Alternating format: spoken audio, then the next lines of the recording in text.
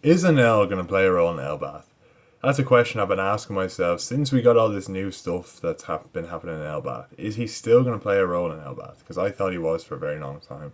And to be honest, I think he is. Because we've seen a lot of lightning doing damage to a tree, lightning and fire and ice, right? And obviously the God of Destruction, Nika sort of stuff. So I think Enel would play a role to some degree in the destruction, some sort of destruction of Elbath.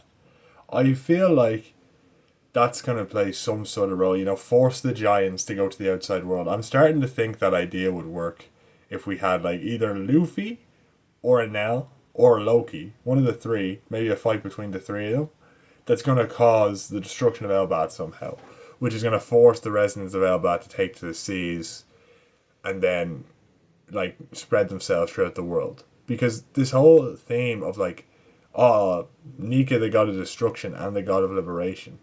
Like, what if the whole idea is that the island of Elbath itself is limiting what the giants can do? Because if the giants integrated with the rest of society, the world government wouldn't have a chance. So by Luffy or Enel or Loki destroying even just the tree or something important to Elbath, forcing a portion of the giants to leave the country, it could cause ripple effects that Emu couldn't anticipate.